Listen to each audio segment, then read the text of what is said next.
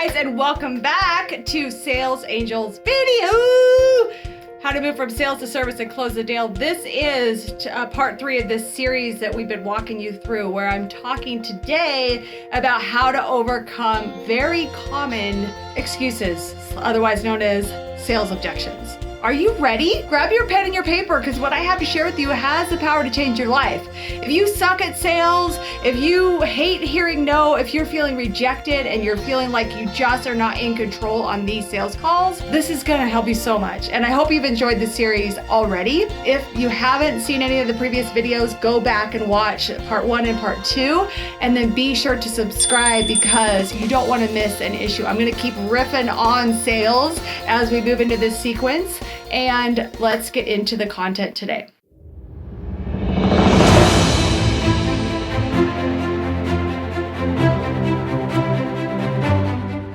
Hi, I'm Amanda Moxley, and I want to welcome you to Rise Up, where over 3 days we're going to work together to speak your way to success so you can unleash your true voice and create a signature talk that you can go out and use in your community, online, etc., to impact millions and make millions, and learn my success secrets about, it's actually called the Moxley Method. If you want to learn the Moxley Method about how to rise up and speak your way to success, and I can't wait to see you soon.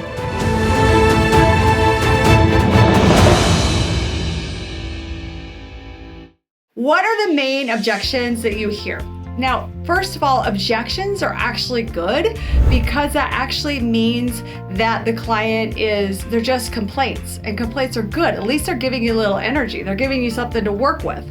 Now, I'm not about, browbeating, making someone work with you, because if you have to do all of this work to enroll them in, what kind of client are they going to be like? They're going to suck.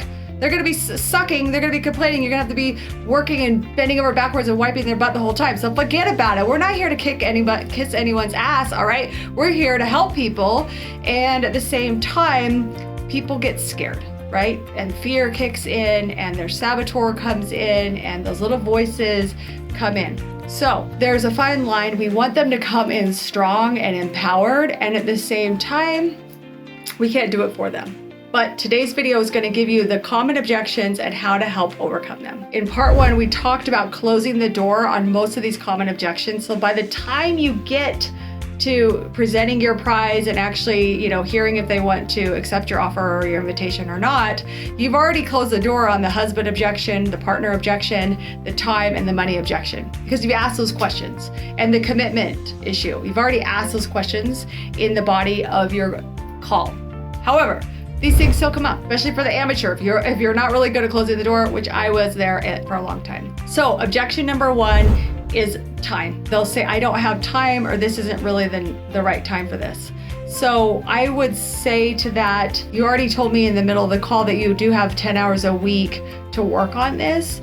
And you also told me that you are a level 10 committed to doing this, and you told me your why.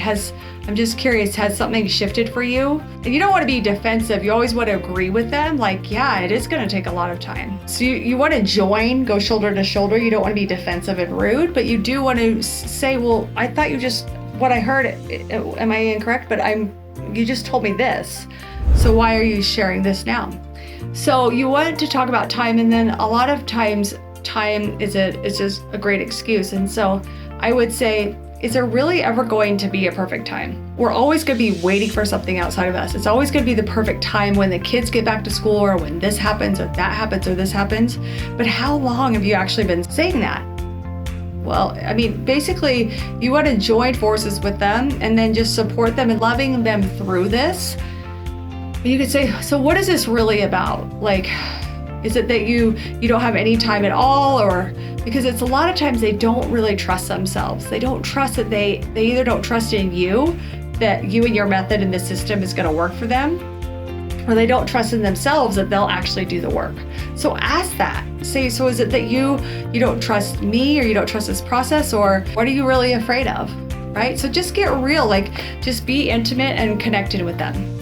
Another one that you hear a lot is about money. So I would say, so is it that you don't have any money at all, or you just don't have money for this?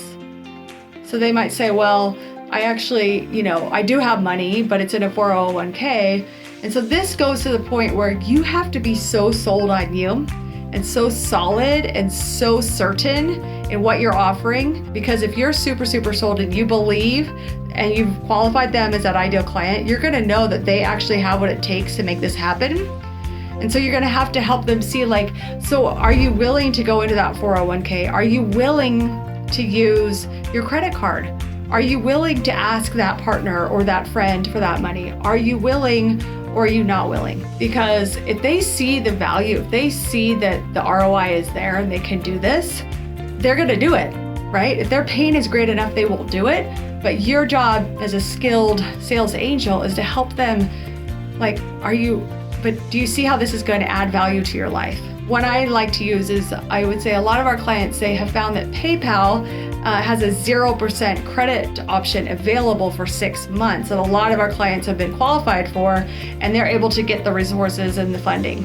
And so you want to have, and I could do another video on this at a different time, but funding resources available for people. Because another one I'll say, well, do you realize that for me as a business coach, businesses require capital and you're borrowing on future income, but you're going to have full faith and take the action and be that person that's going to show up and actually pay that money back. Like, you're going to be good on your word and actually do this. This is the whole point of this, is so that you can actually make the money. The other objection people hear is, well, my husband won't let me. And I know you and I both know that that is a total BS, because one time, this is hilarious, this lady, these people drive around our neighborhood and they say, hey, ring the doorbell and they say, hey, can we do some landscape work for you? So bring the lady out to the backyard. I'll show you guys my backyard. And there it is. And I bring her out there and she's like, oh, that'll be $3,000 to do my yard. And I'm like, $3,000 to weed my yard? To me, I was thinking that's a little much. And I was like, I don't think so. She looks at me and I said, I need to ask my husband. She looks at me, she goes, I know you make all the decisions around here. You're the woman. And I was like, you're right. But so we all know as women that women make 95% of the buying decisions. And so when we are in our power with money and when we are super sold on something that we want, we know we can really get anything we want. And in your case, you may not be the breadwinner or the kale winner, but you do have a lot of influence. So when you're sold and you're enrolled and you're sold on yourself, you know you can get the resources.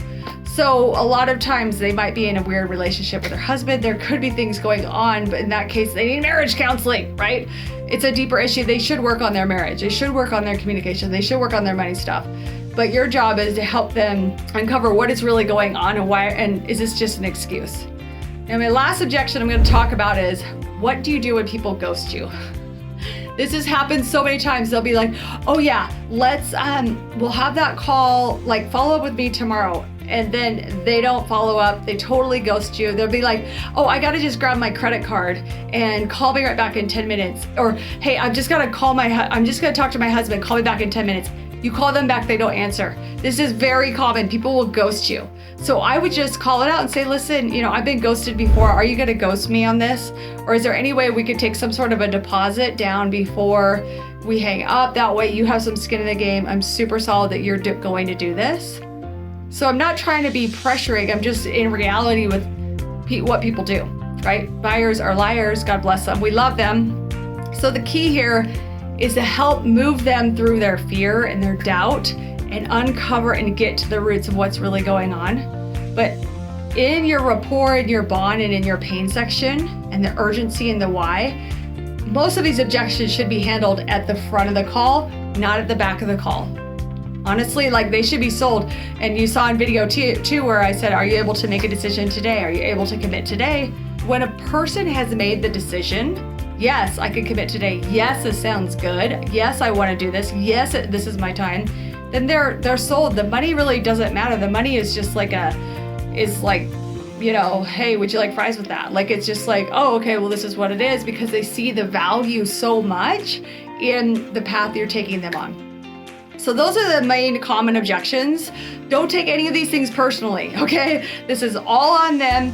Your job is to be neutral. Your job is to be totally certain on your method and that you rock at this, and practice. Like, practice saying these things. I know they're not super comfortable. You probably haven't said them before, but this is also a demonstration of how you're going to show up as a coach and a consultant to them. And if you can't have these conversations about money and about, hey, commitment and fear and trust, on this side of it, how are they going to be as a client? Like if you're like so scared when you're coaching them, you got to show up for them here, because when you believe in your product, your service, and how you help, they're going to feel that container and they're going to feel so supported by you. It's so held by you. But if you are feeling like, I don't know, or I don't think so, or I can't, then they're going to sense that and they'll go buy from someone else.